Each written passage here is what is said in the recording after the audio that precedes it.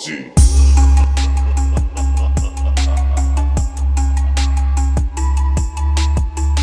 Hoy presentamos corriente continua y alterna. ¿Qué es corriente continua y corriente alterna? Pues daremos un repaso. La corriente continua fue desarrollada en el siglo XIX por el estadounidense Thomas Alva Edison. La característica de la corriente continua o directa es que siempre mantiene su voltaje constante en el tiempo.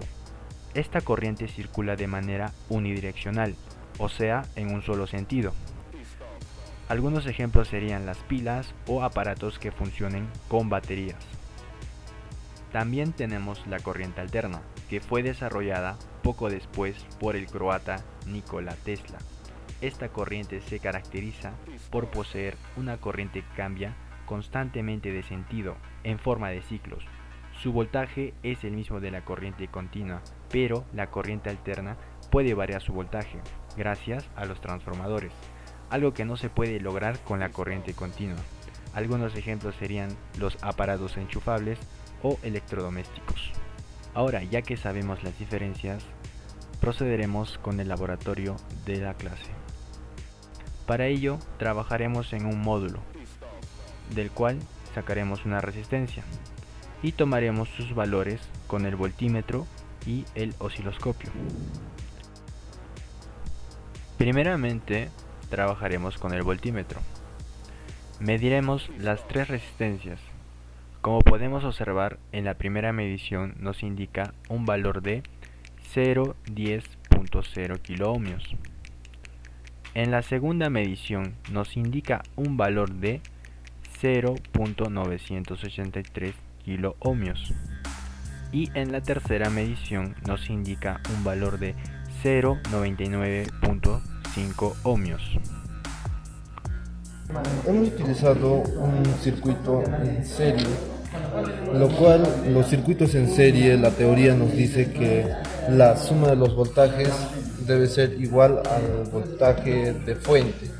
Como en este caso nosotros tenemos el voltaje de la fuente de energía, que es 12.4 voltios, entonces hemos tomado la medición en estos puntos. El primer punto, que sería la resistencia A, el segundo punto, que sería la resistencia B, y la resistencia 3, la resistencia C.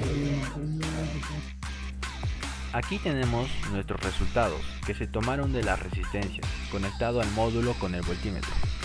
En la primera medición obtuvimos un voltaje de 10.85 voltios.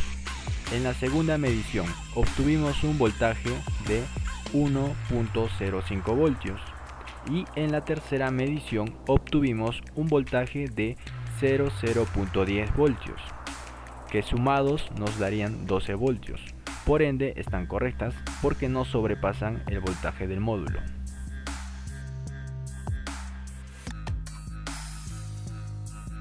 Bueno, para empezar ya tenemos el módulo y acá tenemos tres resistencias. Esas son las que vamos a utilizar en el armado de este circuito. Bueno, como pueden ver, este es un circuito en serie. ¿Ya? Bueno, explico el circuito. Sale de lo que es de la fuente, el cual según el multímetro nos marca que es 12.04 voltios. Sale de la fuente, va a la primera resistencia, que es el A. Va a la primera resistencia, de la resistencia 1, ponemos un banano que sale a la resistencia 2, que se conecta. Sale a la resistencia 2 y la resistencia 2 sale a la resistencia 3. Luego ya de la resistencia 3 ya va lo que es a tierra. Ahora realizaremos las mediciones de voltaje en AB, la cual nos da un valor de 10.85 voltios. En BC nos da un voltaje de 1.060 voltios y en CD nos da un voltaje de 12.02 voltios.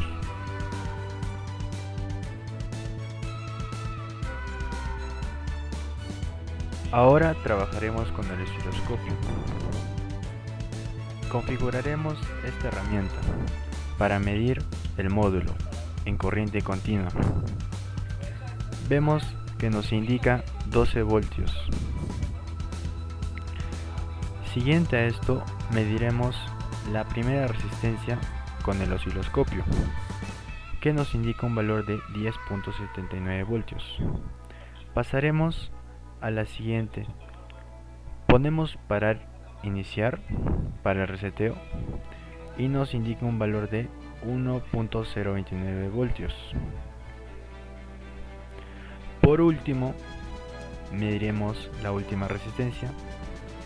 Ponemos para iniciar y nos indica un valor de 108.6 milivoltios, que convertidos a voltios serían 0.1086 voltios.